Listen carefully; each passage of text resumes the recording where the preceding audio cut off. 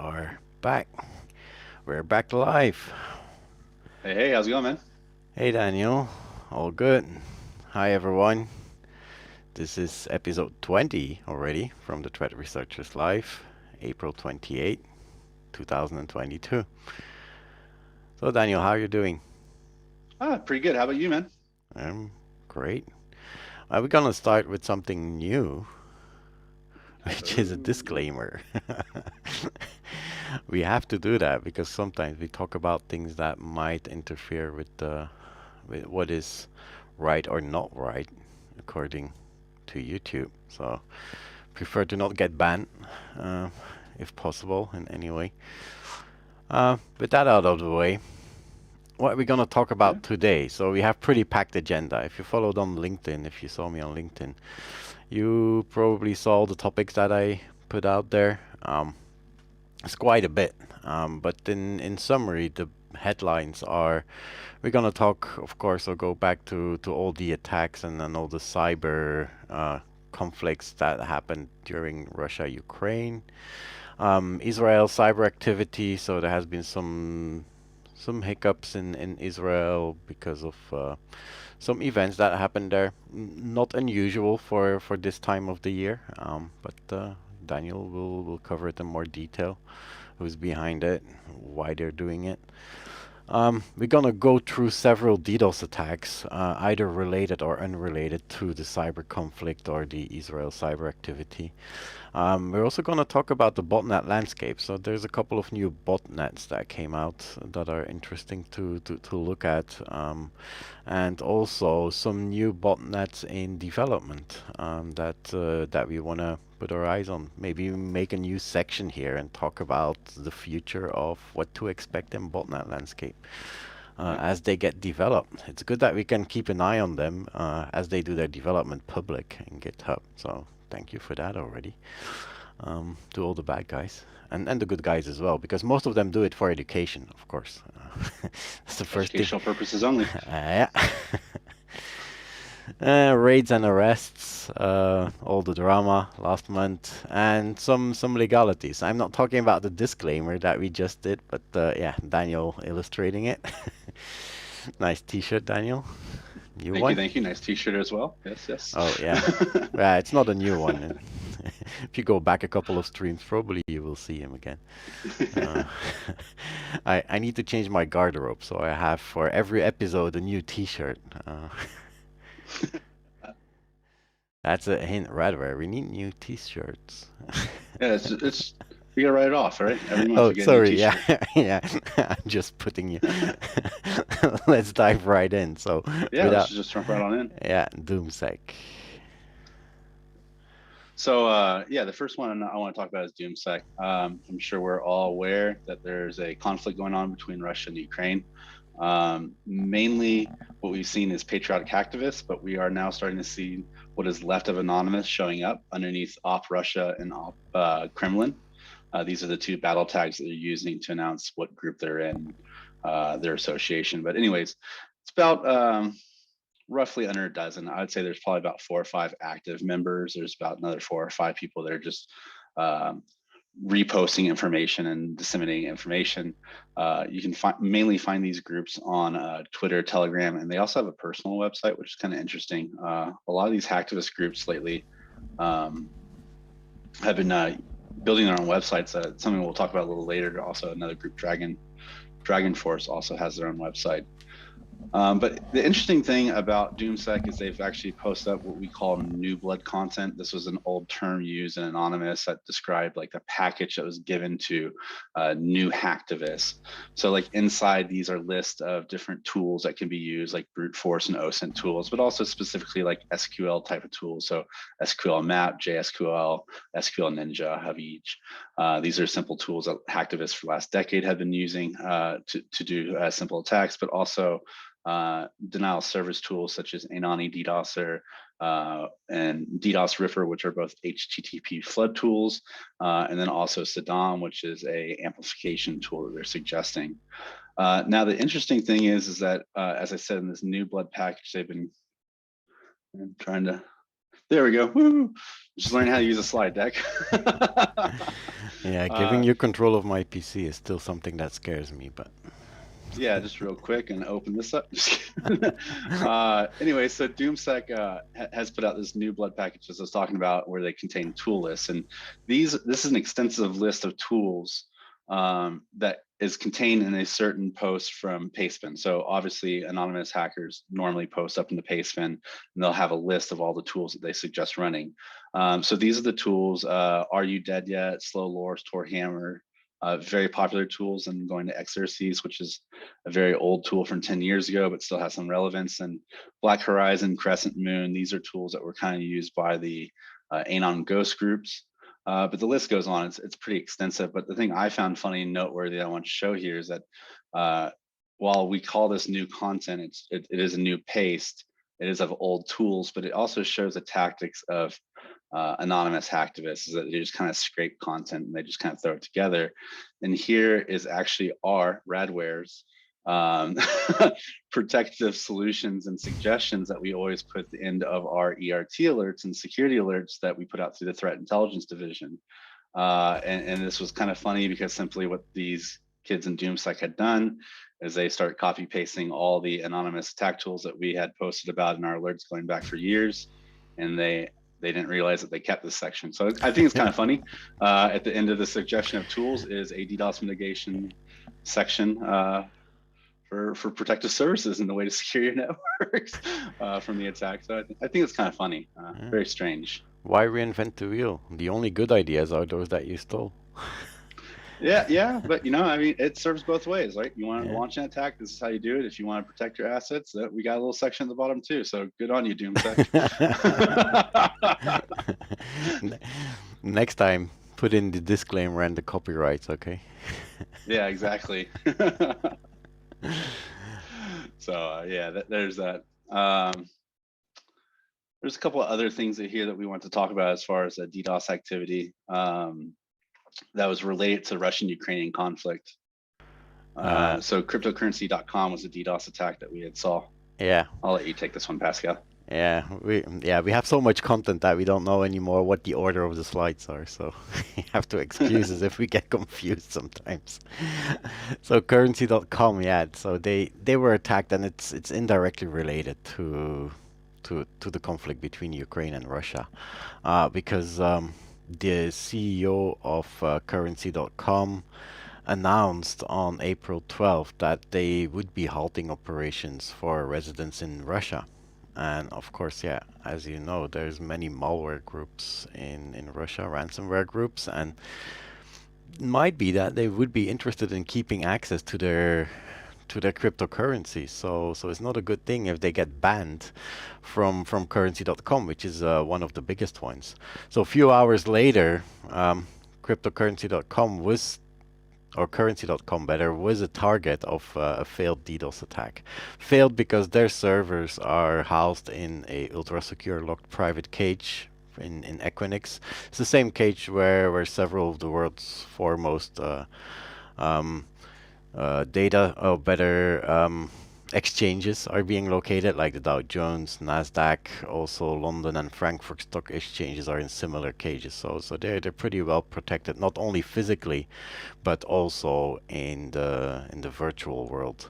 But also the call center staff immediately started facing abuse and death threats. So clearly, the Russian bots were doing their practice, sending out all kinds of phone calls, and also probably the people who are using currency.com in a criminal context probably were not that happy.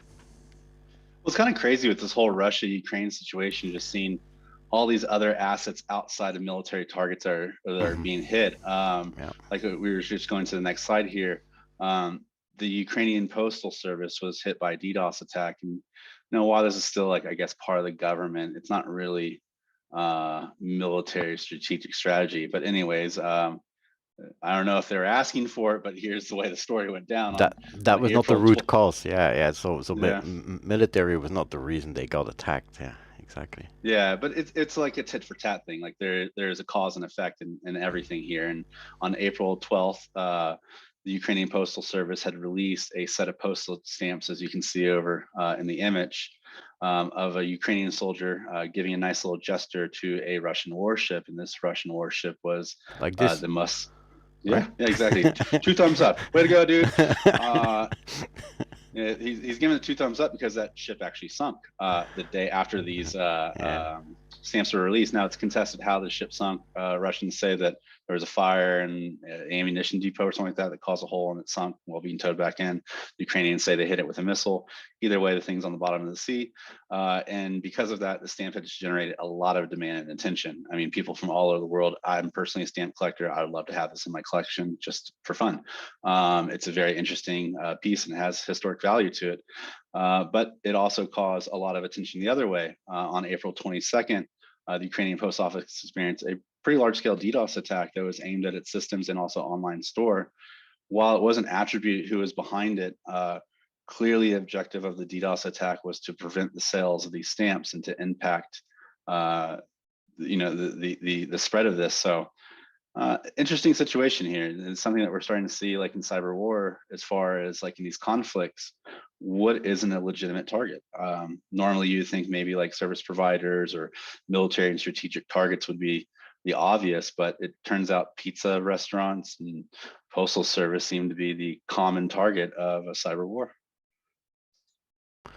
Yeah, and going in another direction within Europe again, and relating to the conflict, the Finnish Defense and Foreign Affairs websites were also attacked by DDoS attacks, and that was on April 8th. Now most of the websites stayed up because they were protected against DDoS attacks.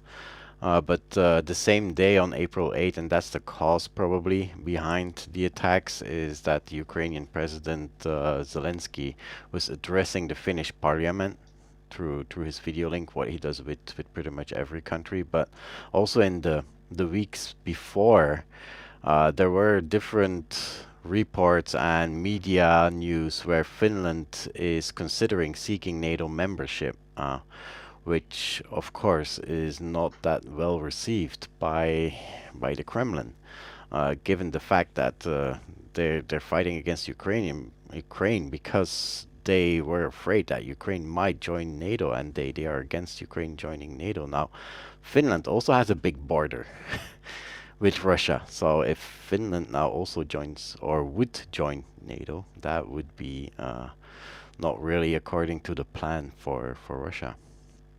So there was no information regarding the attacker's identity, so we have to keep that in mind. But yeah, suspicion is very likely to fall on Russian threat actors given the circumstances of that attack. And also the same day, Nordea Bank reported disruptions to its online services, so customers could not access their accounts. But the bank later confirmed that the issue in question was not a cyber attack, so that was not related. So if you see that in the press. Well, I think the interesting thing is what you're about to go to is that, you see certain attacks that are, as we say, nation state sponsored. The U.S. government and other countries have attributed these DDoS attacks to GRU FSB. Yeah. But then you see like these attacks like cryptocurrency or currency.com, Ukraine Postal Service. These are possibly unauthorized attacks, but are underneath of what we'd call the patriotic banner, right? So like IT Army, Killnet, yeah, or just all these other groups. Yeah, or the disgruntled customer banner, I would say that one, because it's the Russian citizens are being banned from the cryptocurrency, or getting access to the cryptocurrency, so they're disgruntled, so they're gonna perform a DDoS attack because they're angry, and also the threats and calls. The other one is the patriotic one, and Finland could be in that case, but Finland could also be in the case of the nation state where the Kremlin is clearly not happy and sends a message, try to disrupt the communications. And same, so this falls into the patriotic. So Killnet is the counterpart of the IT Army of Ukraine. So the IT Army of Ukraine that was set out by the government of Ukraine, by the vice president, to perform DDoS attacks. Stop moving my mouse, Daniel. Oh, I'm sorry. You're confusing me. Or distracting me It better, not happens. confusing, but distracting. No, I So, have ADHD. I'm yeah. over here just moving my mouse around to keep myself. Take something else in your right hand to shake. Yeah. I can't put my cell phone in my hand. I'll start tweeting. Hey guys, you watching Threat Researchers Live? It's going pretty well. Yeah.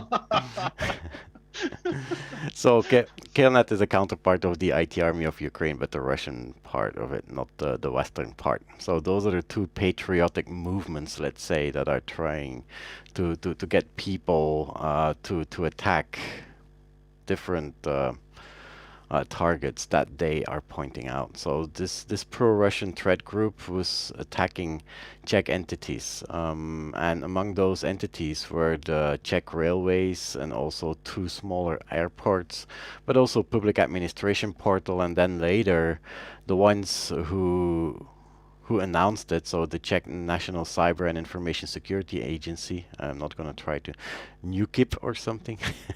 It's called in Czech. Were also reporting severe DDoS attacks. So as they were reporting on the first ones. So the railways, the outages were visible on the MyTrain mobile app. So they have a MyTrain mobile app, and buying tickets did not work during those attacks, and they also had some issues. So travelers had issues finding connections through their app. In the both airports, the attack was targeting the airport website, but most of the times those websites are not connected to the operational systems of the airport. So besides the website being down, most of the operational part of the airport was still functioning. So yeah, and that was called that operation was called Czechia Apocalypse, and that information was also announced the same way that IT Army of Ukraine is announcing their attacks and gathering their people through the Telegram account from Killnet in this case. They're a pretty active group. If you go send their Telegram like channel, they're not as active as the IT Army, but they're definitely moving. Yeah, which brings us to Go ahead. Yeah, go ahead. It's interesting to see that you have those two movements that are actually fighting each other in public, all through Telegram, so they can follow each other. Yeah, and like the organization of these groups is really kind of an important undertone here. It's Anonymous was very successful through organized DDoS attacks, but they're even more successful disseminating and spreading information. So just something to kind of consider as we continue through some of these slides. But kind of round this off, we want to talk about the politics of DDoS attacks in the current threat landscape. And there's this really good article that was written by Peter Guest from the Rest of the World. It was talking about how DDoS has evolved from basically a social activist tool into a weapon of cyber war. I know a lot of us are kind of standoffish on that term, cyber war, but I think at this point it's an acceptable term. What we're seeing, and in this article, it gets into how DDoS has become like the censorship tool, and lays out a few different examples from the Philippines, Russia, and Ukraine of how activists, patriotic hackers, and just normal people are organizing on social media platforms like Facebook, Twitter, Telegram, and launching these massive attacks to try and censor, to try and remove opinion and from political discourse, which is a little interesting. So like in the Philippines right now, you have a very contested election that's coming up. The two parties are very furious with each other, and they are very active online, both socially and from a cyber attack perspective. We've seen many DDoSs targeting politicians, media, and even fact-checking websites, which proves to be very difficult during an election. At these times, the common person is going to these websites trying to get information about political debates, or trying to make sure what these people said online and during these debates is correct. And if that information is not there for them, it causes chaos. It just sows discord into the political process. Then you look at like over in Russia, the DDoS attacks that the Ukrainians are launching against Russia are targeting government agencies, media, and enterprises, but they're also targeting food services like we use over here in the United States, like Grubhub and DoorDash, but their version, and transportation like Uber, but their versions over there. So on one side, you do have like, hey, we're attacking the government, but also we're going to put as much, we're going to impact the lives of those citizens as much as possible too, which is crazy because like in some cases we've seen people say like, hey, if you launch a DDoS attack against, you know, a Russian food service company or anything like that, you're taking money away from the war machine, which I really don't understand how a local pizza place is funding the Russian war machine, but that is their belief, and that's why they're launching the attacks. Then you look at like the Ukrainian DDoS situation.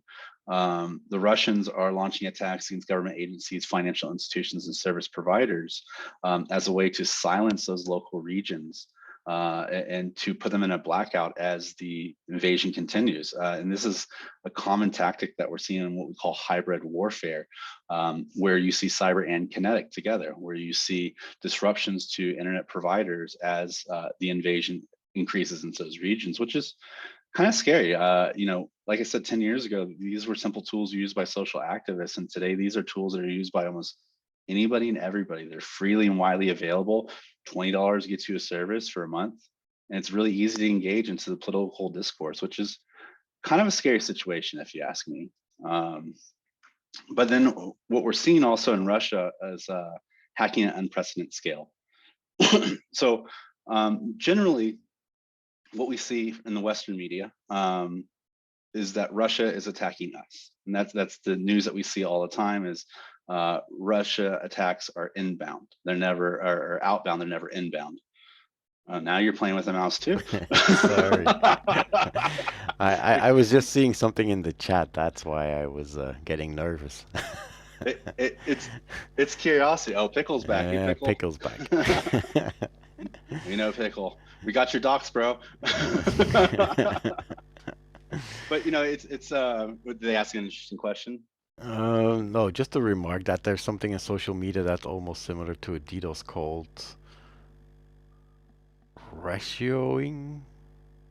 Ratioing. Yeah. It's the Gen Zers conversation of like, there's more of us than there are of you, which is, I get it, but like it's one-sided conversation too, because like when you actually look at like how many InfoSec professionals say like are outside, because it's something you see inside the security community all the time on Twitter.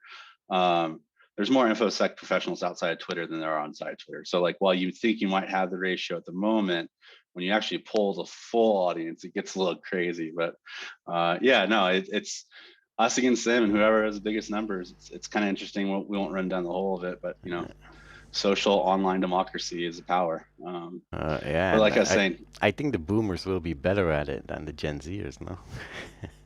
Oh, that's so there we are at risk. I think we are gonna get a minority soon. Yeah. When it comes to online, we'll be ratioed one day for sure. We'll have too many cyber criminals joining our chat and just get away from us. But anyway, so Russia, we're seeing unprecedented scale of hacks directed at Russia. As I was saying, normally we see attacks coming out of Russia, and now we're seeing attacks going into Russia. Well, I don't think it's really so fair to say like it's an unprecedented scale. It is at a very large scale, and it's unprecedented to hear the news of it. And it just shows like the evolution of the war and the invasion that's going on, and how more people are getting involved. It's actually, like I said, disrupting the daily life of normal Russian citizens. And the IT army was literally just a start. It was just a bunch of hacktivists, Ukraine special forces, and foreigners that are jumping in. But now researchers are starting to spot ransomware that's being deployed. There's a lot of malware as a service platforms that if you have more than $20, you can actually rent access to that platform.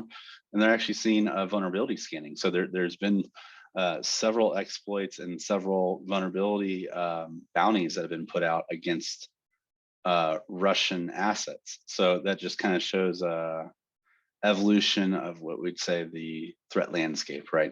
It's unusual to see bounties put out against normal orgs in a time of crisis. And I don't know how we'll walk back from this, but this is where we are. And another interesting thing is Kaspersky, you know, just have to throw it out there. They're a Russian company, but they are very technical and educated company. I'm not going to throw them under the bus. They're actually a legitimate company out there.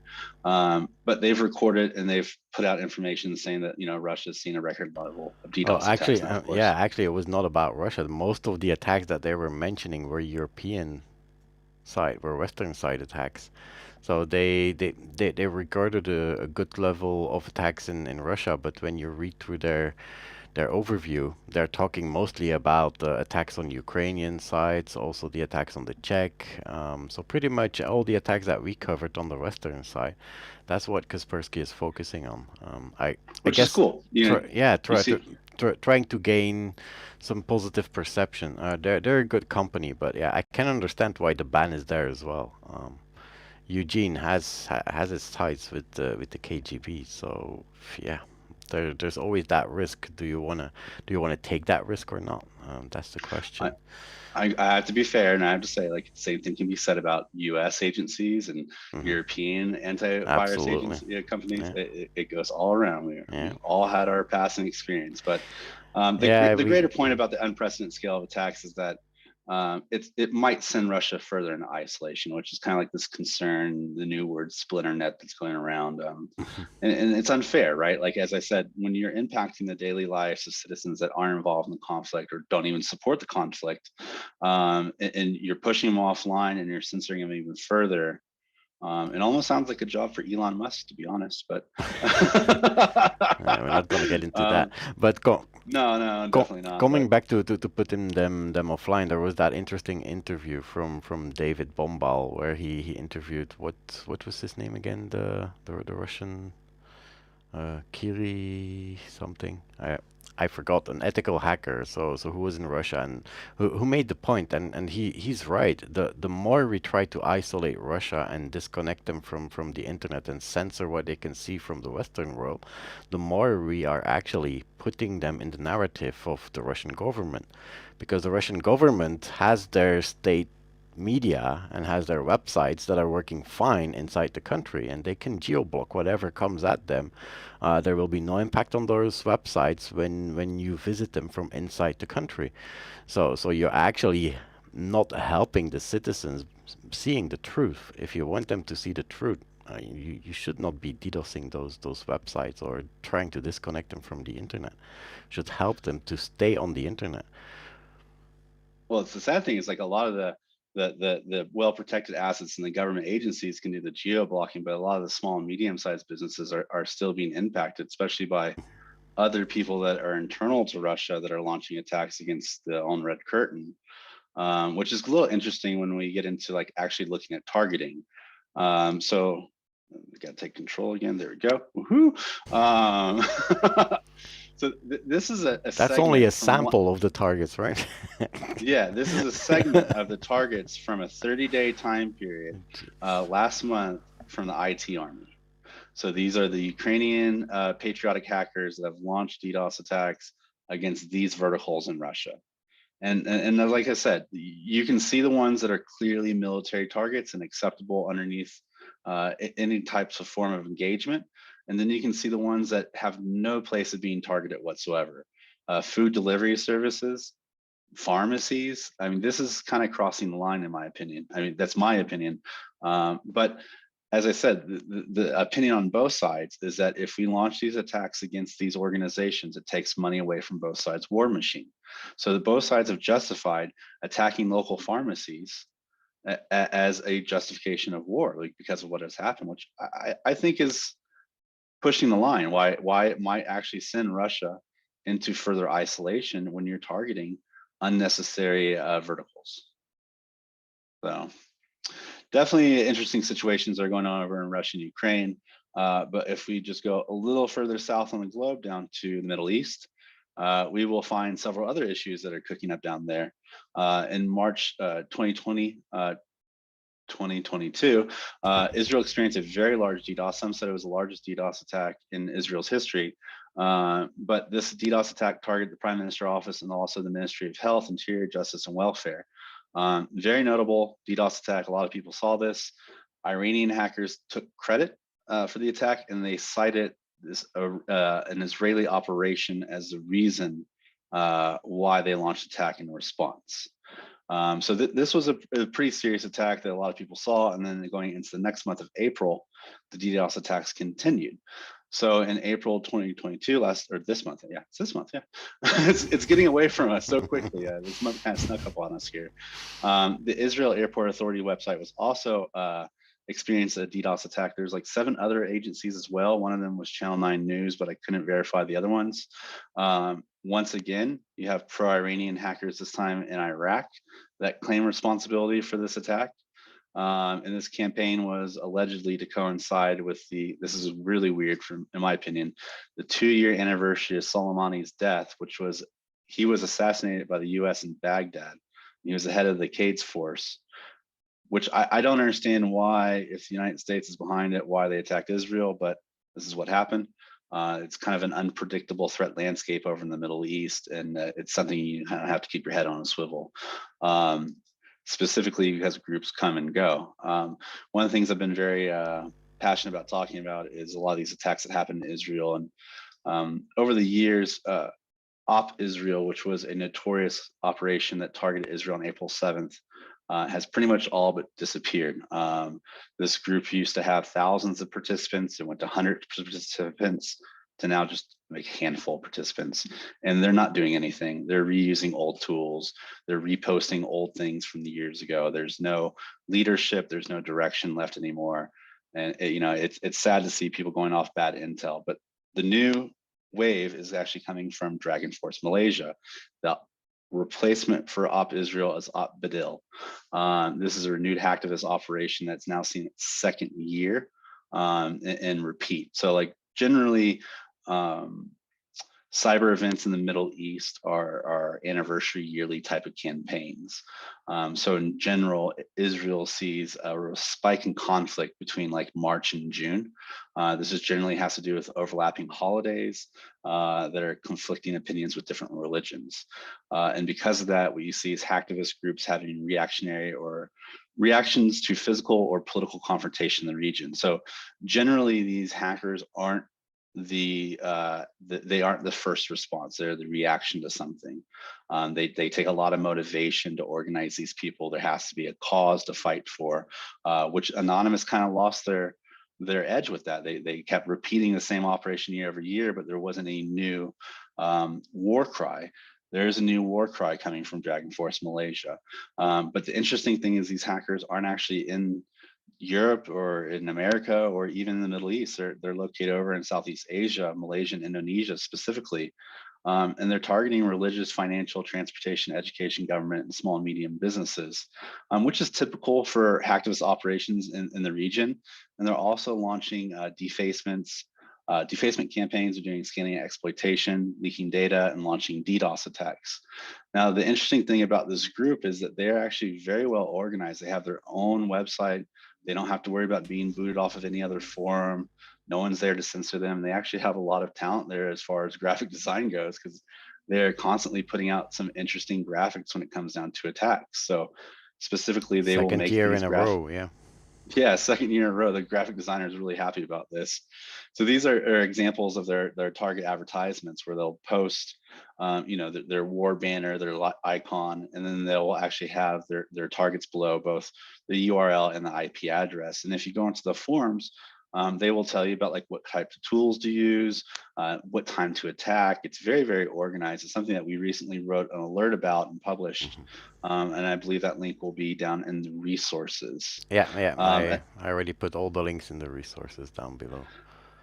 And another group I wanted to talk about was another group. We discovered DragonForce Malaysia last year, and we also were the ones that discovered Hackers of Savior in 2020. This group formed in April of 2020 on Facebook, which was kind of interesting. A lot of groups have been leaving Facebook at the time this group decided to start.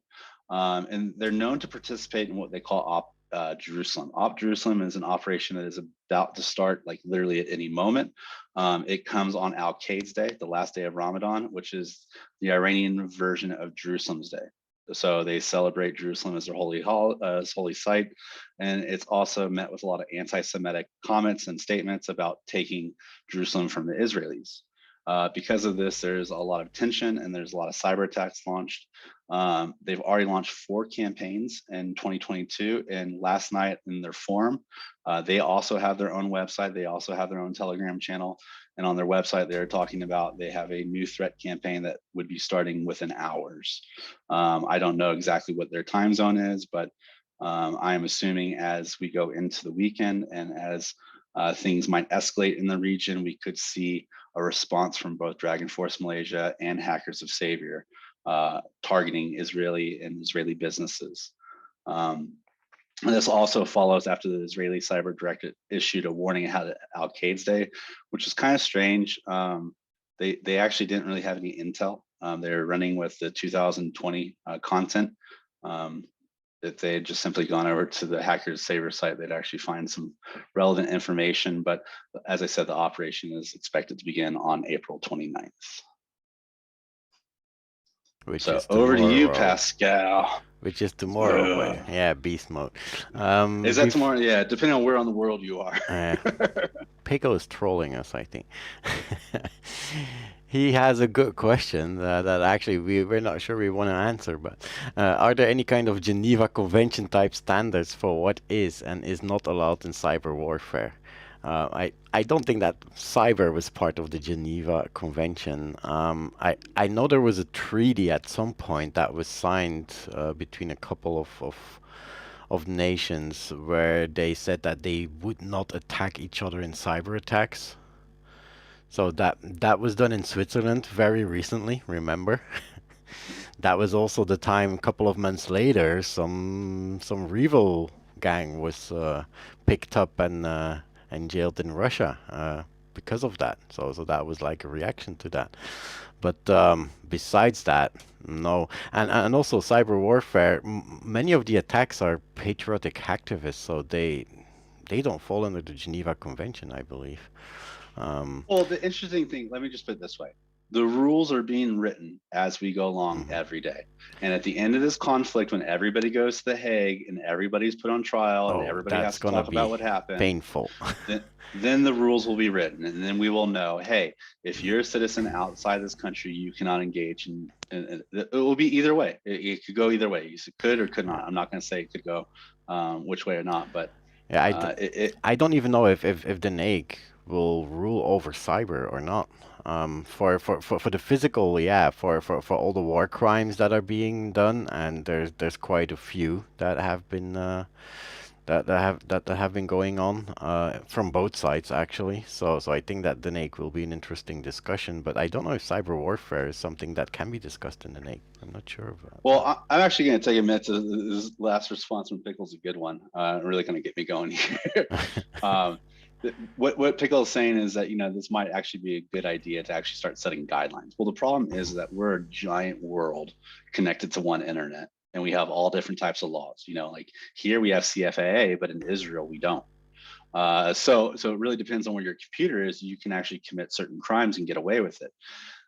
When we bring in rules and regulations, we are talking about global law and globalization. This scares people. When you start saying that there has to be someone that makes up the rule of the internet for every country to follow, and who makes those rules, and that's going to cause conflict, because I'm just going to be straightforward and say, like, of course the United States is going to want to be the boss, and there's going to be other countries that say, hey, no, we want this and this and this, and there's going to lead to a lot of fighting. Just to even lay out the most basic guidelines for a global law. That's why I kind of mentioned that forcing Russia into isolation, Splinternet. I don't see the internet moving forward and becoming a global connected entity. I see us moving to segregation and splinter networks. I see one side of the world not able to communicate, talk to, or connect to the other side of the world as a means of setting guidelines and get regulations. So I don't think it's pretty what we're walking towards at all. Yeah, the internet was built as an open medium, open for everyone, connecting everyone with no specific guidelines. And that's going. If you start putting in not guidelines, but if you want to enforce specific laws, then as Daniel said, it's gonna lead to a splinternet. Everybody's gonna need to have their own internet, and at some point there will be filters and proxies connecting several islands with each other that might communicate or not. And yes, it is a scary thought, but yeah, hey, what we're doing today on the internet was never built to do that. Now we're facing the part of the openness of the internet that everybody can access and do whatever they want. Some people put their business on there. Other people troll on there and perform attacks on there. Yeah. Yeah, Splinternet is actually a thing. So if you look it up on the internet, you will find some articles. There has been discussions about Splinternet, especially considering Russia. Russia has that what they call RUNET. They have the possibility, and that's actually something that is written in their national law. The ISPs need to be able to disconnect from the internet and provide a complete operational environment inside Russia. And they actually do testing every year in the month of June, July, if I'm not mistaken. During 30 days, they disconnect from the internet and test everything so that they can autonomously run their own intranet, let's say, but it's like an internet but for the whole country. So all services. We also have China and the Great Wall, and Thailand has a Great Wall as well. Yeah. It's not just one country. You have several large entities that are doing this. And the thing, like as Pickle says, like targeting pharmacies and all that stuff, like if you go back and read the book America the Vulnerable, it talks about this hypothetical cyber war situation with President Obama and the Chinese about how there's a DDoS attack launched against power generators at a hospital. Unfortunately, to pharmacies and hospitals, even if you put up rules saying you can't target them, people are going to target them, which is going to force us further into a splinter net. And if you already look at like the current situation, most of the West and Europe have rejected Russia and gone into a Russian phobic mindset, where if you work with Russia, if you do anything with Russia, you're canceled. That's a scary situation, especially as like you start looking at like how China is involved in the political landscape, United States is involved in the political landscape. These are three countries with huge egos that could literally destroy everything in just a little picky fight. And you know, just because of a little escalation, all of a sudden you can't do business with China, and you can't do business with Russia, and you can't do business in the United States. And if any of you all connect to each other, you're done. That's a very scary thought. That's why I think a lot of us need to start kind of slowing down and walking back some of these cyber escalations, because as we continue to go down this road, there is going to be a point of no return.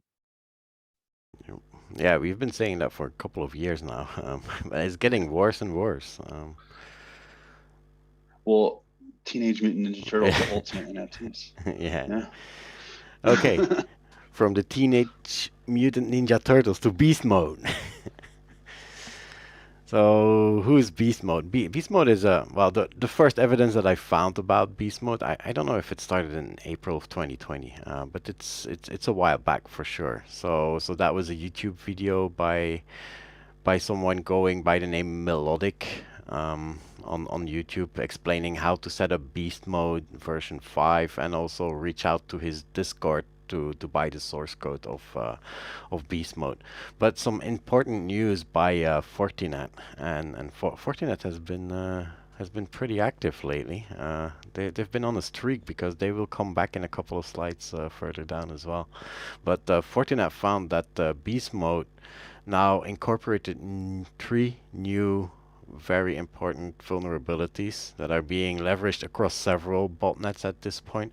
But just a week after the exploit codes were published, 3 total link router vulnerabilities were added to Beast Mode, and impacting several devices and several models of total link routers through command injection vulnerability. So easy to execute. As with most of the IoT, it's just a URL get or a post, so it's fairly easy to exploit them and to actually do a remote command on the device so that you can download the payload and infect the device.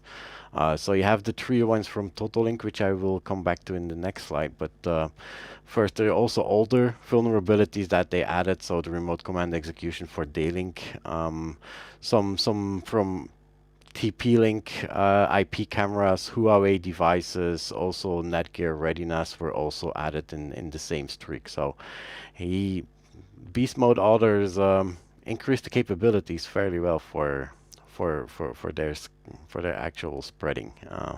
The DDoS attack vectors themselves, they were not really updated. Now here are the total link exploits and what they look like. And again, kudos to Fortinet for publishing those. As I said, all good ideas are stolen. So I took their pictures and just to show you how they work. So the first exploit, or better, all the exploits are using a URL, 2 posts to CGI bean CSTE CGI. So typically CGI gateway interface where you interact with the shell through a web server. That's typically how you can execute commands on a device. So in one, it's a post where you have to put a topic URL and where you can inject a command. In the other one, it's injected through export 0 VPN through a parameter, a URL parameter that you can put, and there you can inject the code. And the other one is actually another CGI, download flile. I don't know if that was a typo.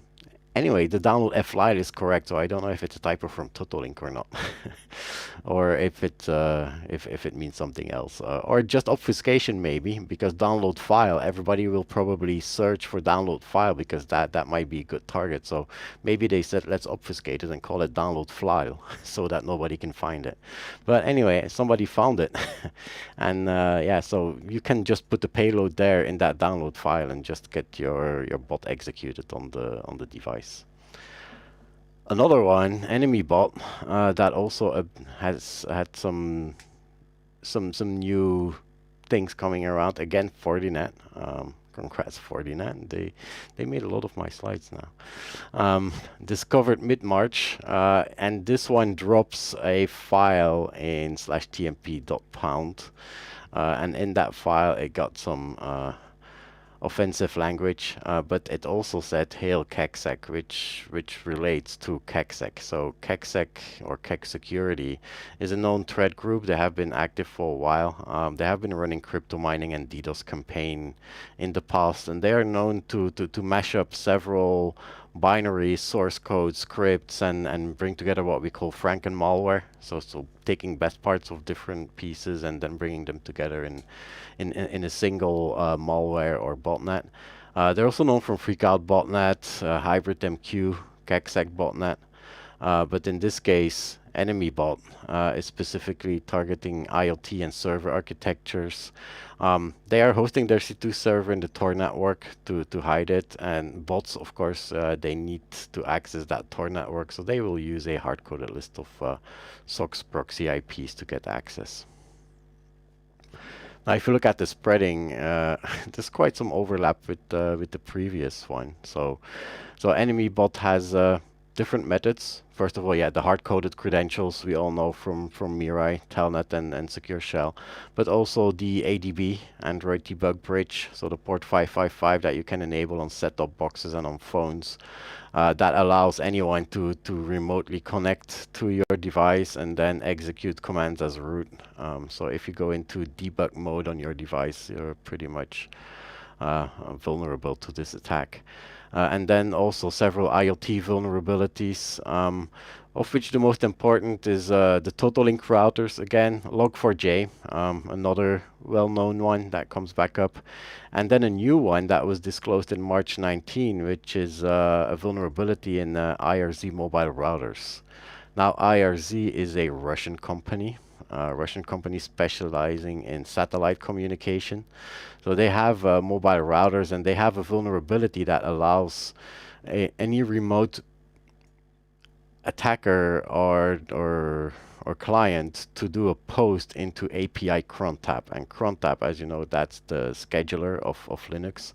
So through the crontab, you can add a new rule that enables a command to execute periodically or one time. So you just follow the crontab rules, you insert your command, put your payload downloader there, and it will download and execute the command. And even worse, while most of the bots are not persistent, so that means when you reboot, the bot will be gone typically out of the memory. But in this case, when you can change the cron tab, that's typically something that is used by bots to become more persistent and also to update themselves, because that's a command that's executed by the system on a periodic manner. So every day, for example, it can reach out, download the latest payload, execute that payload will kill the old version, and then you have the new version running. So actually it provides a lot more flexibility to the bot herder if he can use a scheduler or cron tab in that case. Now, Enemybot comes with several commands and tag vectors, and those were also provided by Fortinet. So the DDoS attack vectors are pretty common, except one notable one is perform SSL TLS specific attacks. The other ones are the ones that we see in most of the devices. But also important, there's a sniffing functionality that allows the bot to sniff traffic on clear text HTTP, so port 80, FTP port 21, SMTP, the clear text version of the mail protocol on port 25, 1337, lead 666, number of the beast. I don't think that there's any useful information to be gathered there, but I guess that's just the way that threat actors behave, or are, I would say. And then 8080. Yeah. 8080 usually like used for a proxy for HTTP, for clear text HTTP. And then the others are for just management of the bot itself, so activating the scanner, downloading an update from the server, stopping attacks, stopping sniffing. Then he had another botnet, March, that was discovered in March by NetLab together with the Chinese CERT. Rapidly spreading DDoS botnet. It was dubbed Fodcha by NetLab, and they got that name from the initial use of the C2 domain by that botnet, which was folded.in, and also because the botnet is using the Chacha algorithm to encrypt its network traffic. So that together brought them to Fodcha. Why not Fodcha? It's Fodcha. Cha cha cha. Yeah. So number of daily live bots globally is more than 65,000. So the total number of unique IP addresses that they found was 62,000, which is quite a large botnet. So his spreading method for the Fodcha botnet, telnet and secure shell weak passwords. Also brute force cracking tool that NetLab named Crazy Fia. It's a new tool that was custom developed for brute force cracking. Vulnerabilities that they use, ADB again, GitLab, so GitLab vulnerability where image files can be passed that can result in remote code execution. The Realtek Jungle SDK, not the same CVE. So we discussed CVE 35395, which is the Realtek AP something SDK that we reported on being used by Dark. Remember Dark botnet? It's not the same one. That's another SDK. It's the Jungle SDK. So it's another vulnerability, but along the same lines because the number is 394 and the other one is 395. JAWS web server, that's a pretty old one. That brings back memories from 2017, I believe. Lilin DVR, yeah, mid last year, I believe that this one came out. TotalLink routers backdoor. So here, they're back, TotalLink. So you see, whenever there's a vulnerability out there, it moves fast. It's very fastly adopted, especially when there's proof of concept code and exploits being posted in the public. It's only a matter of time before they pick it up. Oh, it's a race for resources for sure. Yeah, absolutely. And the zone router WebRC. So NetLab, as usual, their reports are top notch. They broke into the command and control and tracked the DDoS attack that they were performing. So a couple of thousands of attacks per day that Fodcha was launching.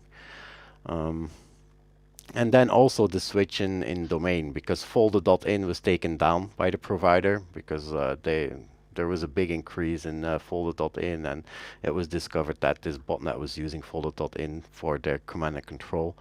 So they switched in between March 18 and March 20. You can nicely see this in the graph as they moved from folded in towards Fridge Experts .cc. So, and that domain is now mapped to a dozen different IPs that are distributed across several countries, and also different cloud providers. So much harder to take them down. And the .cc is one that comes back quite often. Good, Daniel. Oh yeah.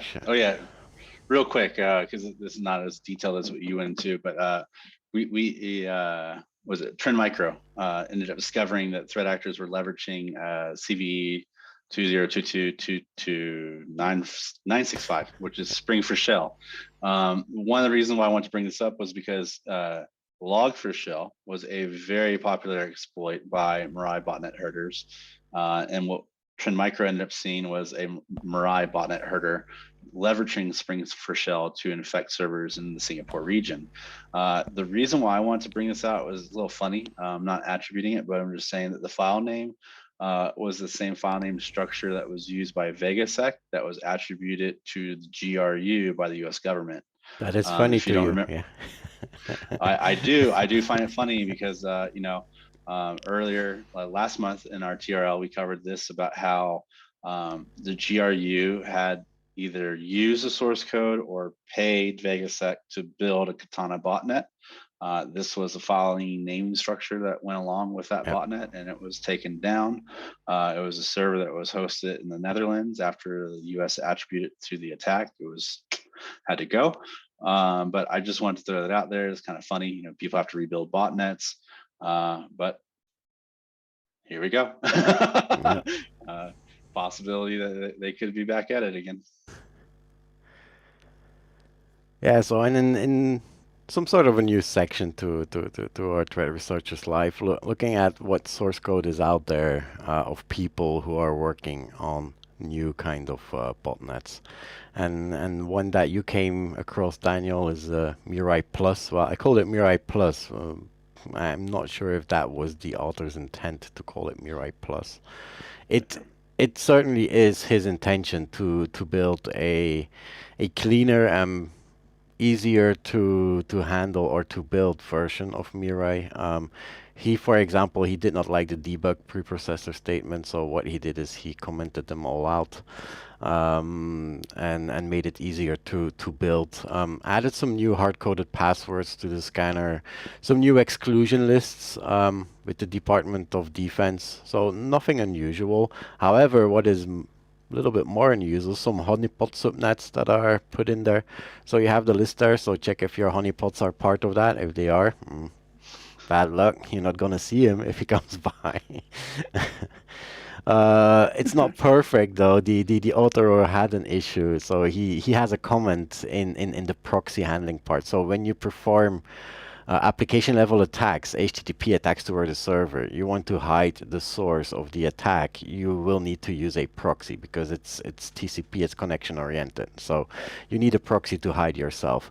So he's trying to add that proxy functionality, but he doesn't know how. So there's a cry for help in the command to build that proxy functionality, which we will not go into or not help. And of course, his repository is for academic purposes only. Now, Mirai is a pretty hard one, and this is an old slide. It's actually one of the first slides that I built when I joined Radware. I joined Radware in October, and like 10 days later, Mirai just came in and brought down Dime, and the whole world was onto botnets. So that's how actually I got into botnets. And following them closely. But Mirai is pretty complex. Mirai has loader, it has a bot. Both are written in C language for efficiency. Then there's a scan listen and a command and control service that is written in Go, and you need all the components. So bots are scanning for new devices. Once they find a new device, they will not directly infect that device. What they will do is they will try to do a brute force login, but when they find a credential pair, they will report the IP address and the credentials to a scan listen service, which will then instruct the load service that will load the bot onto the new device, and that new device will then connect to the custom written command and control server, which also provides a command and control API, which allows an administrator to create a admin panel and allow other people, customers who pay him, to assign him certain bots and get access to that control panel to command his part of the botnet. It's a pretty complex one if you want to start out with creating a botnet, and that's probably why it's very flexible and it gets forked a lot, because it was working pretty well for the actors that were using it back in the day. But a much more easier design pattern for a botnet is an IRC botnet, because you only need to code a bot. So the bot relies on command and control communication through an IRC server, the same server that can be used by the admins to push commands to the bot. So the bot is a client for that IRC server and it's listening in certain channels. And as a bot herder, you can provide commands to the bot to start attacking or to start updating or to connect. So you can use off-the-shelf command and control and download servers. So the off-the-shelf command and control server will be an IRC server. Your download server can be anything from a web server, FTP server, or whatever that you can provide a binary that can be downloaded by a device by standard commands such as wget, TFTP, or FTP typically. And yeah, you can use any IRC client as your admin panel. They have pretty much the same functionality, only you're using off-the-shelf components, much easier to install. Only have to make sure that you have bulletproof servers, of course, otherwise the servers are going pretty fast. And Fatebot. Where you at, Bozer? Yeah, I'm not sure Bozer's here at the moment, but Bozer was here 1 month ago, which actually got me to the idea. Maybe we should talk about his botnet. So Bozer, aka Bulldozer, and his older name are for Bin. He's a self-taught security software developer, student actually, in Bangkok, Thailand. And of course, his botnet is for education purposes only. But it's an IRC botnet, so much easier to step into than the Mirai botnet, but he started writing it from scratch in Go. And yeah, I have to agree with Go. I also like Go as a programming language, especially for cross-platform building. If you need to run it on Windows, Linux, and different parts of ARM and so on, much easier to do it in Go. It's pretty fat in terms of code, but it includes all the libraries. So it does a static compile, so you have no dependencies on what's installed on the device itself. So pretty much you have a self-contained executable that you can download as a single package. So he spreads it through, or has the capability. He's not spreading it. Need to be clear. I saw clearly from the forum that he was doing his testing on a local network and local servers. So it's not in the wild, as far as I know. There's some people who ask him questions that are interested, that might be looking into leveraging that to go in the wild. But as far as I know, I didn't see it in the wild. Oh yeah, Bozer's there. Welcome back, I was gonna say, you're gonna be really bummed out if you miss this one. So, designed to spread through SSH, brute force, scans predefined networks that are built into the bot for now. You can easily add your own ones, but you also can do a random scan. wget as a payload loader, but can easily be substituted for another one. And easy to build because it's Go. You just compile the package, you're ready to go. That's probably where the name Go came from. And nice picture, by the way. It has some vibes from Malware Must Die. Yeah, the Crusaders here. Yeah, I don't know if that's on purpose. I like it. Yeah. IRC commands, and I took these. I'm showing these especially for some payload or some attacks that are less common. One is called FMS command, which floods query payload to 5M game server. So 5M is one of those servers that you use, and ta-da, we're back in gaming world. GTA 5, remember?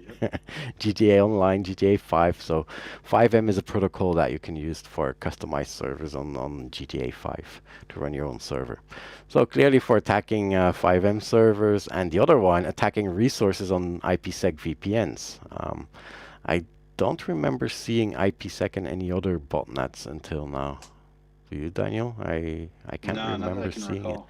So, and it is, yeah, from COVID, we know that IPsec is a juicy target for attackers, given that people are remote. So it certainly has something interesting there. And also application level attacks, so flood HTTP post login requests, login web page flooding, and flooding against target websites. One small remark, Bozer, now that you're listening, you use random crafted source IPs so that people would not, or better, so it's more difficult to block the attacker based on the source IP, which is a good thing. You're evading blocking based on source IP. However, there's also something called Best Common Practice 38, BCP38, which is deployed by quite some ISPs out there, and that's network ingress filtering. And with ingress filtering, I mean ingress filtering into the router that then sends the packets onto the internet, which defeats IP address spoofing. That means that when you're on your device, you go to the router out of your ISP will block you if your IP address does not correspond to the subnet that you're on. So if the source IP is outside that range, it will just drop the packet. Not all of them implement them. Solution for that is what Mirai does, actually. So I'm not giving you any new ideas or new information, but Mirai already did that. But what Mirai does is randomizing the IP address, but within the subnet range of the assigned public IP. So that means you look at the public IP of the device, you get the subnet, and you randomize the source IP inside that subnet. It's not as random as it would be if you generate it from scratch. However, you still have some range of randomness in there. And of course, then the next question would be, well, how can you do reflection amplification attacks? Because the source IP needs to be the victim's IP, which is not in the range of your... And there, I would say, typically what we see is that those attacks are not in botnets, not performed through botnets. And that one of the reasons is that BCP38. Another reason is that it's hard to control the bandwidth that you're sending to the server. If you have too many bots flooding one and the same amplification server, you risk throwing over the server itself instead of getting amplification towards the host. So it's easier to control if you have a couple of big servers, typically hosted in the cloud, and a lot of hosters are not filtering egress packets, so you can pretty much spoof away, especially when you're on bulletproof servers. Those hosters don't care what packets you craft or what you send out of your host. So those are typically more used for reflection and amplification, where the source IP would be the victim's IP. Sweet, that was a fun section, especially with Bozer being here. So I wanted to jump into kind of like the raids and arrests and more legality sides of things. I don't know where to begin here. This is a really weird one to talk about. Is he joining? 10 years ago. No, probably not. No, he's definitely in jail. Commander X not joining. No internet in jail. Yeah. No, I don't think he'll be given internet. I think the jail system learned their lesson after Weave came through it, but that's a different subject there. Commander X, self-described leader of Anonymous from 10 years ago. So if you were around in the Anonymous days, you definitely knew who Commander X was and everything was around him. Story goes back with him. He helped create the People's Liberation Front, which is a hacktivist collection in 1985. This guy is not your normal hacktivist. Most hacktivists are young children. This gentleman was considered OG, I guess, would you say that? He was arrested in 2011 in connection with several denial of service attacks with Anonymous and different hacktivists at the time. There was an event in Santa Cruz where Santa Cruz had passed this ordinance about no homeless camping inside the city. So of course, maybe I should add a little bit of background to this. Commander X was pretty much a homeless man. He really kind of didn't have a location that he lived in specifically. There's a lot of jokes and memes about him living in trash cans and stealing internet from Starbucks. But he took the homeless fight very seriously. To his credit, he did have a cause he stood for. And in Santa Cruz, they had this ban against homeless camping inside the city. So he decided to organize a group of people to start launching DOS campaigns against the website of the Santa Cruz government. In Orlando, Florida, there's a group, Food Not Bombs, that was arrested for feeding the homeless. There's an ordinance in Orlando that said that people couldn't feed homeless people. And when they arrested the people that were feeding homeless people, once again, Commander X was the one that stood up for the cause and launched denial of service attacks in Orlando, Florida. Then in San Francisco, an unfortunately sad situation unfolded when a BART officer shot and killed a homeless man in the transit system. And of course, this sparked a lot of issue inside of Anonymous. And of course, once again, denial of service attacks were organized and launched.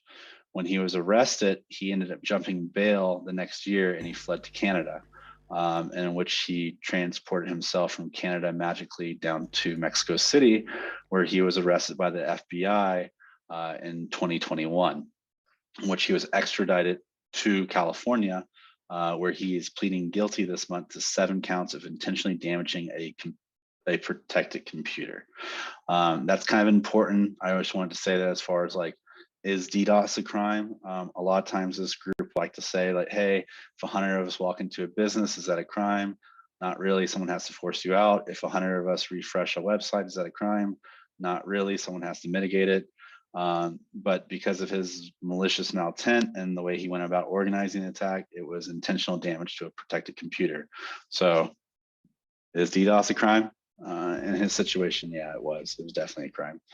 And moving into other legalities and issues that we're seeing in the internet, I think Pascal took away control from, there we go, I got it. I was moving around the mouse too much.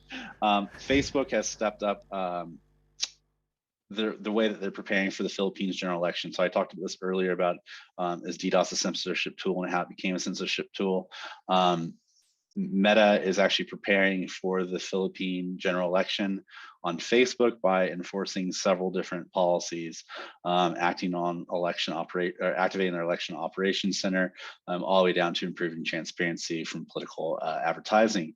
One of the interesting things is that underneath the part of taking action under disrupting harmful networks, so that this is like a terms and condition issue, they removed 400 accounts, and these were pages and groups of hacktivists that were violating the terms of service of Meta's community standard by disrupting harmful networks. So like basically what they were doing is that they were spreading and amplifying content, which Anonymous does. Like this is what I said, this is Anonymous's thing, spreading information, not actually launching attacks. They were able to spread information between 400 accounts about how and when to launch these DDoS attacks and defacement campaigns against different news entities and political parties in the Philippines. And because of this, Meta has actually stepped up and removed these accounts. I don't know if you've been following the issues in the Philippines, but for like the last year, there's been several DDoS attacks targeting different media organizations. And as I said, there's politicians that are being targeted, fact checkers that are being targeted, and because of this, it's causing issues in election. And Facebook is actually doing something about it, which is kind of cool. A blog that I recently wrote this month is about, is DDoS a crime? It's my little thing at the moment. Nice little shirt too to go with it. But as I've said several times before, this year has a serious DDoS is not a crime vibe. There are many people that are justifying their attacks and launching attacks as if it wasn't even a crime. And I can't really blame the public. If you look for these illegal services, you're going to find them on the first page of every search engine. They're going to take your $20 via credit card, and they're actually going to be protected by legitimate security firms too. Leaving the user in a position, kind of assume that this is legal. There's not a lot of red tape or any signs of telling you not to do it. Even worse, like even inside of our security community and government agencies, no one's really speaking out saying, hey, please don't get involved in a cyber war. Please don't launch DDoS attacks. And this is really because there's like this gray area where if you're morally aligned on a socially acceptable attack, there's not a lot of people who are going to be mad at you about this. And so like one of the things I want to bring up here is like, is DDoS a crime? Is this true? Well, you have Grimes that admitted, and we covered this last month in TRL, to orchestrating a denial of service attack, even extorting the owner of a website. Is that a crime? Yeah, it is. And she's not really charged for it. So it's an interesting event. But then you look at like there's a resident recently in Crimea that was arrested by the Russian government for launching DDoS attacks as part of the IT army. And you want to see cause and effect in the other. That's the Geneva Convention for you, right? Yeah, it's got to be a very serious situation for this guy, and I'll save it because I have a special slide for him. But you have two stories here, two opinions and two perspectives that say both it is and isn't a crime, which leads people to sit in a really weird position when you're dealing with like a cyber war or escalating hybrid warfare, whatever you want to call it. The current situation in Russia and Ukraine presents a certain level of risk and consequence for depending on what is most convenient for the authority, probably. Yeah, I mean, it gets into that. There's a lot of legal things that I don't know because I'm not a lawyer, but I can tell you, like going back last 10 years, there's several cases that we can talk about and show about how they've got you arrested for building and production or selling or use or destruction of property. Like, there's always something that they're going to find to get you on. And that's why I say, like, you need to be careful when you're engaging these. I'm not going to tell you not to, like, as I said last month, I'm not going to tell you not to get involved. That's your personal thing. But if you choose to be what I call a foreign cyber legioner, you should be pretty well versed about legalities, or at least assume that you're never going to travel to these regions in the future. Because, like, while you might get away with it as a U.S. citizen launching attack against Russia, if you ever travel to Eastern Europe, you risk rendition, you risk being picked up, you risk being turned away at the airport, you risk being arrested at the airport. And that's the last thing that you really want to do, is just be emotionally compromised and stimulated in a social cause, but not realize that you actually are committing a crime. And so this is a really interesting blog. If you want to read more about it, once again, the link is going to be down in the resources. And I'll say once again, the power from Anonymous comes from organization, dissemination of information, not actually launching attacks. So if you do want to get involved in this situation, try spreading information and not packets. Yeah. Especially the last part, you have to remember, and we already talked about this splinternet and how this internet was built, and that it was never meant to run our business on this internet. Do not forget, there's no two highways, there's only one highway. If you launch a lot of packets on that same highway that other people are doing their business on, you will impact those businesses. Service providers will not be happy to see you launch DDoS attacks from your home. And yeah, all those packets, they don't, as Daniel one time said, they do not magically appear on the other side. They need to go through different infrastructures and different cables and connections before they get there. And if everybody starts performing DDoS attacks from all the parts of the world, you're putting a big stress on that infrastructure. Right, and it could have impact on innocents that are indirectly involved, or Yeah. not even involved at all. Or probably it doesn't even have an impact, because we know that Russia can do geo-blocking at their border. If they do geo-blocking and you are attacking dominospizza.ru, it's not going to have any impact, because Russian people can still access dominopizza.ru. The only ones that you take away access is the ones outside of Russia, but they're not interested into that. So you're not getting to your goal.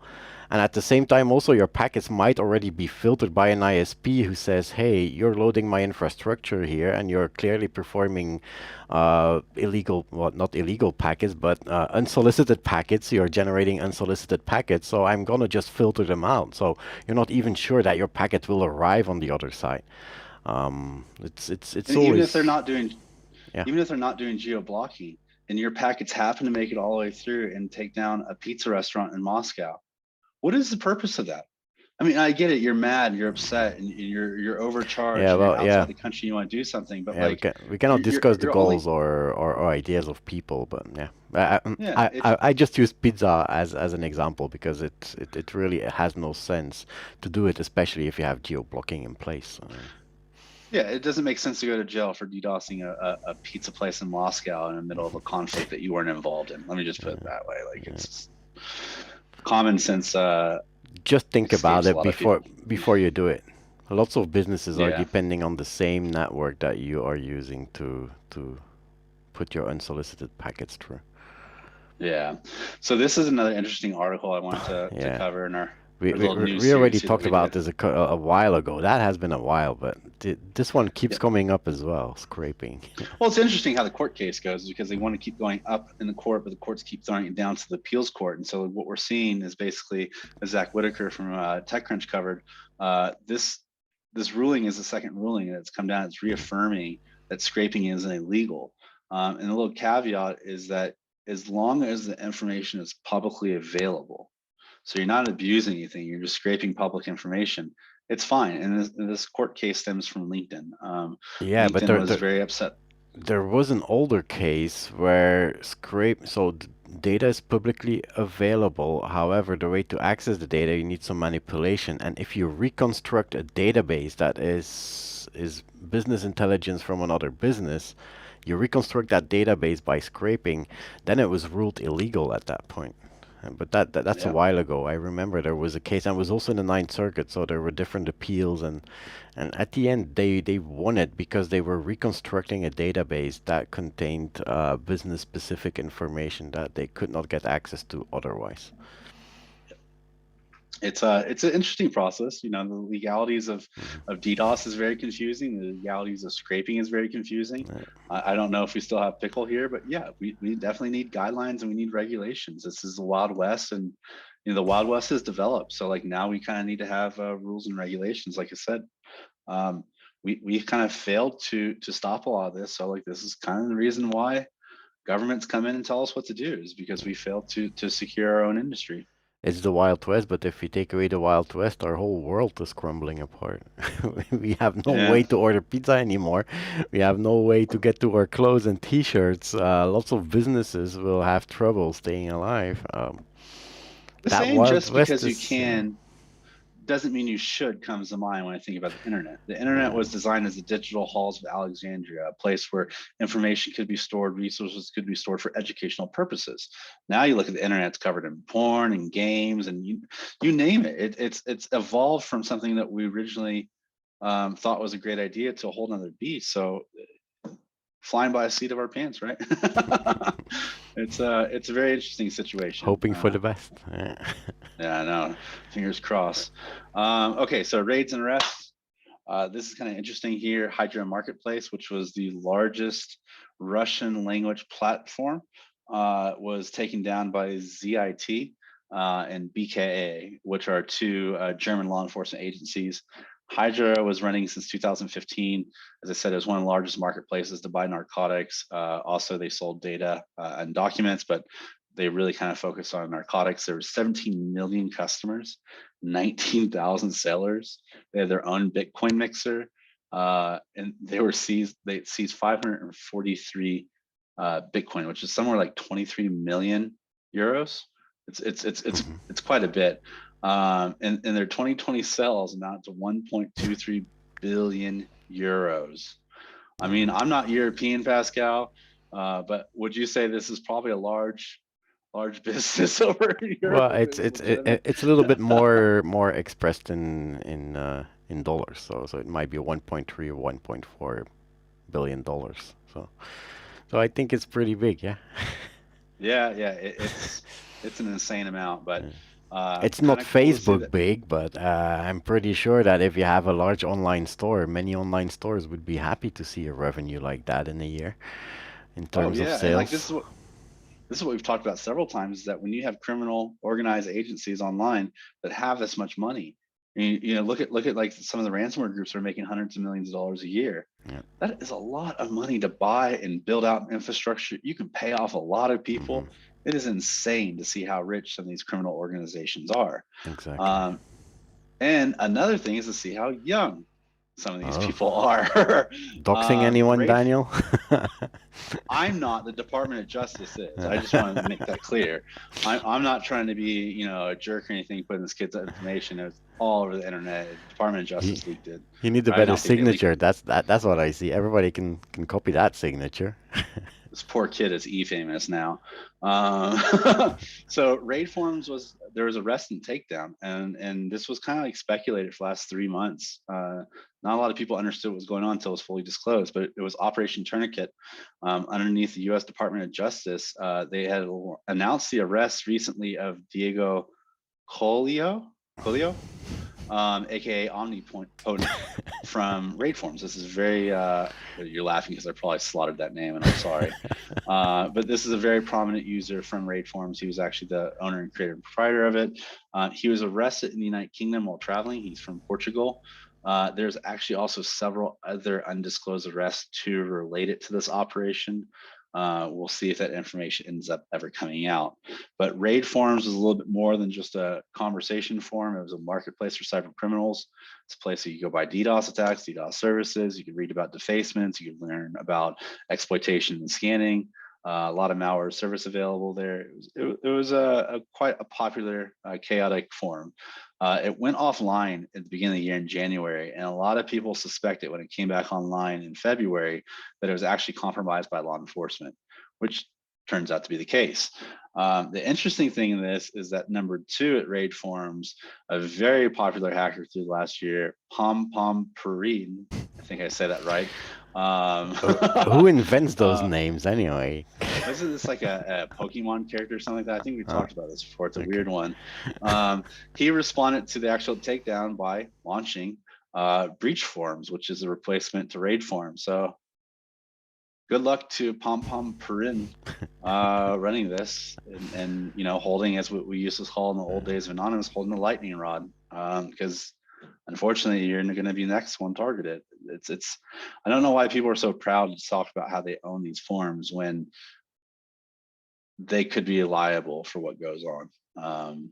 Just going to leave it at that, but very interesting to see that arrest there. And then we also have another great takedown that happened that we covered last month. We didn't cover the takedown, we covered the actual bot. And the idea, yeah. Well, the US government at that time had talked about it, but I don't think it had been completely disclosed it had been taken down.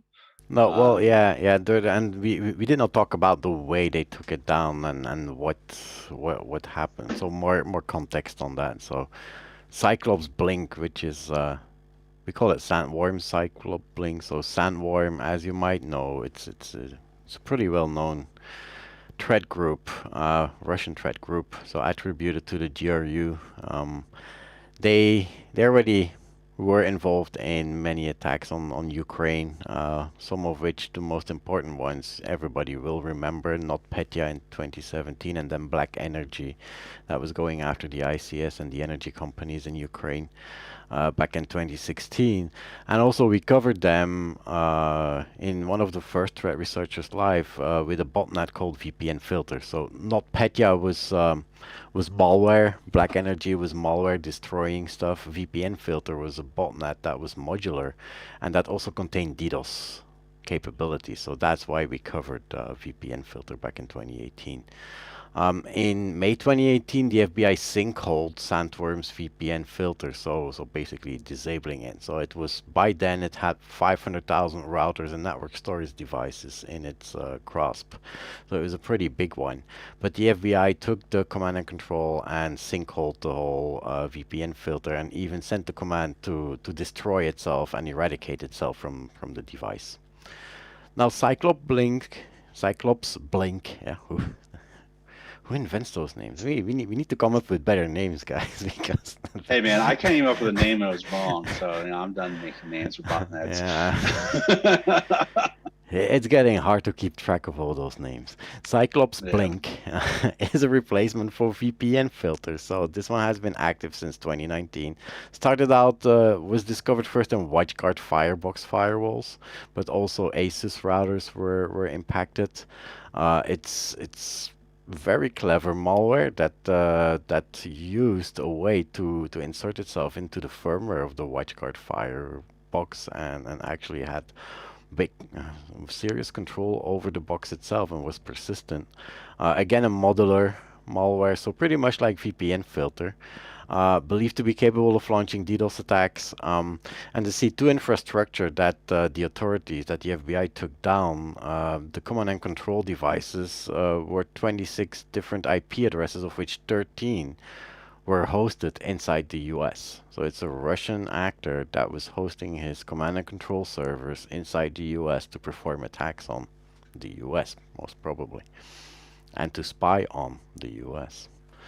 So the takedown happened through a court-authorized search warrant. So the FBI went to the court and asked the authorization to go to the servers, seize the servers, and wipe them.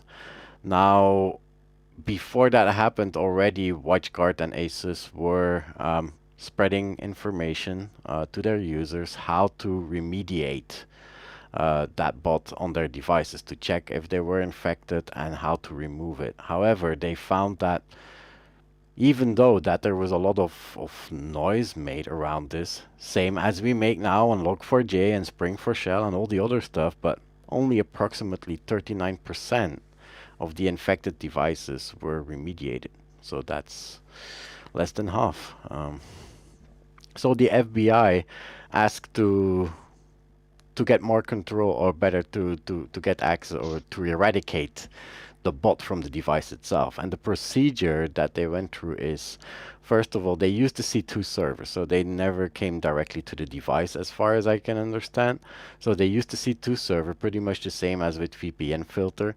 They confirmed that there was a malware on the compromised device through that C2 server, and then they remotely logged the serial number of the infected device, retrieved files containing list for potentially find other C2 IP addresses and C2 servers.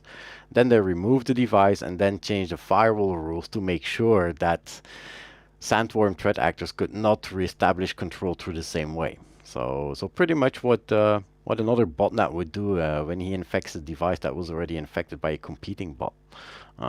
Comes in and just stops the services, closes the ports, so that nobody else can infect it.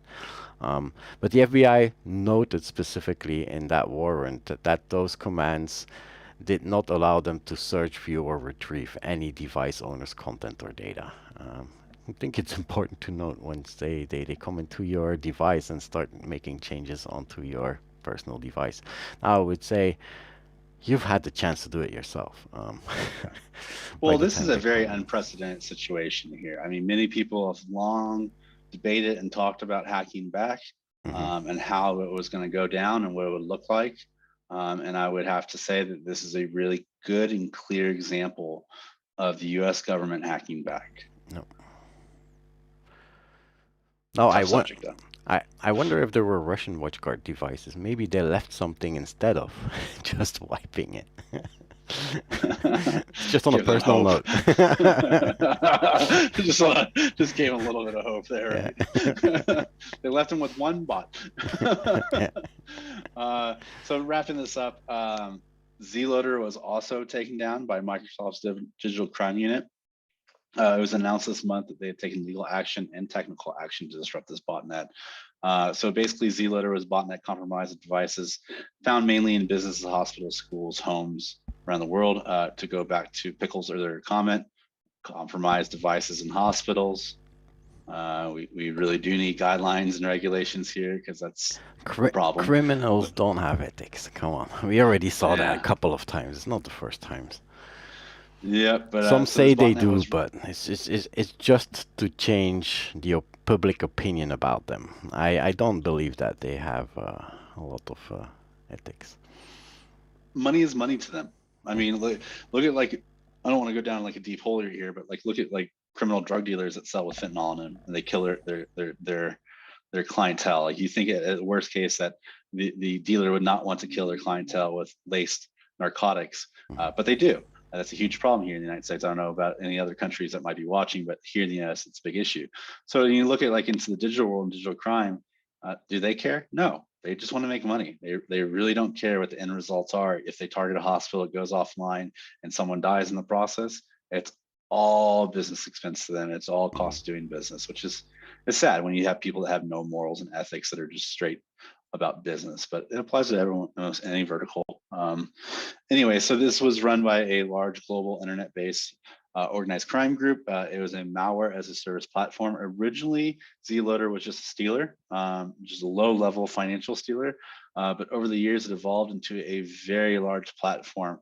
What ended up happening is a court order gave the DCU the ability to take control of 65 live domains and then another 319 registered DGA domains.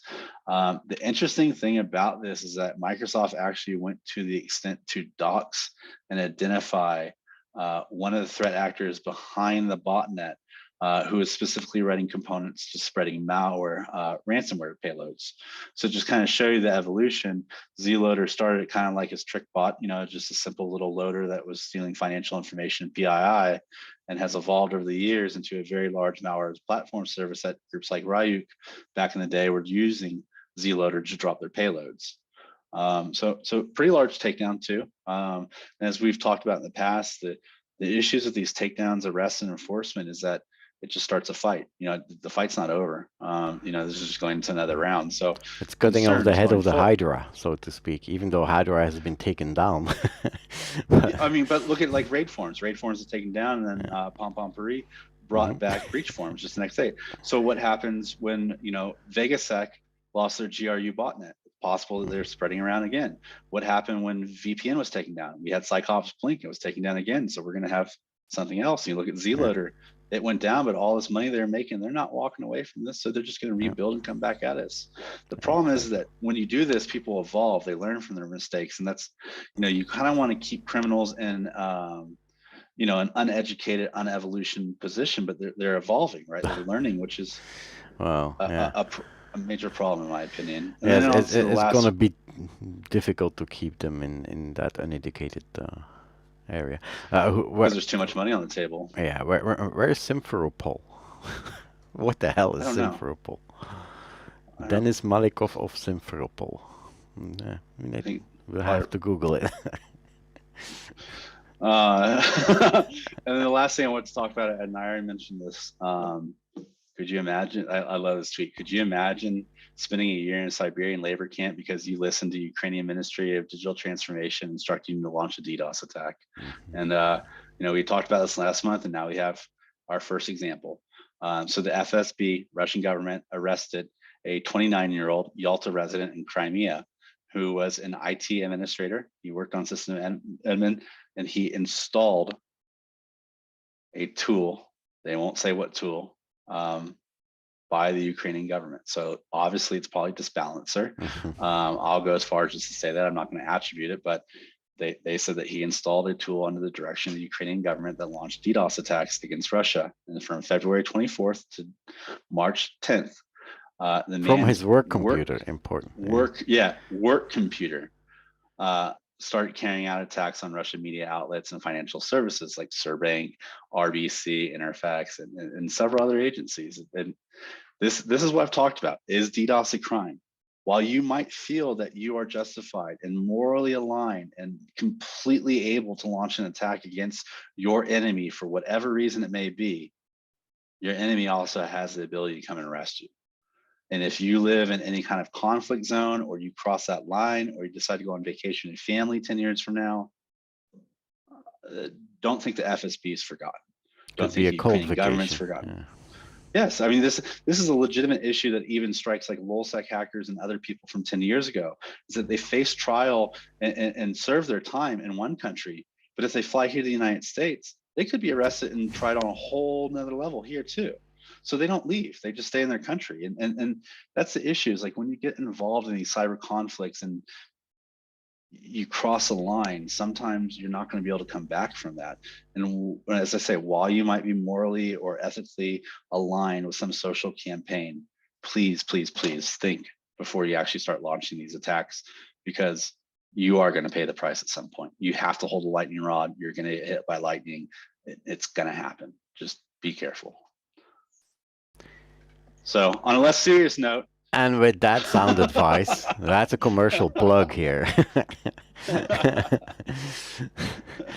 Cyber Threat, we did a webinar with the Cyber Threat Alliance. It was quite fun talking with Neil. So it's basically the same thing as we do on a monthly basis, but just a little bit more shaped and less rough than we usually do on our talks. Also a bit shorter. So talking about 2021, which was a hell of a ride, but yeah, 2022 is going to be another hell of a ride, and it's gotten already very bad. Yeah, and if you don't know what Cyber Threat Alliance is, it's a group of a couple different companies out there, us included, that work together. We share intel. We actually write alerts and different advisories for the industry and agencies out there. Some of the more popular ones that we did is we've done several alerts for the Olympics. There's also an election committee and all the other stuff that they do as well. So it's a fun little group to be a part of. A lot of intel to be shared, and we thank them for actually giving us a time slot to speak. Sharing is caring. Exactly. Yeah, with that good information. Hey, stop moving my mouse. I'm trying to get to the slide. Yeah, thank you. We got there. It was a hard one to click. Well, thank you everyone for being with us. It took us about 1 hour and 40 minutes. Yeah, we were aware that the deck was quite loaded and long, but I hope it was interesting and that there was something for everyone and for most of you. Everything was interesting to you. And Daniel, thank you very much for gathering all that information and sharing your thoughts with us. It was really great again, as usual. So on that note, thank you very much. Have a good evening or good afternoon or good night, depending where you are, and hope to see you on the next last Thursday of the month, which will be again Threat Researchers Live.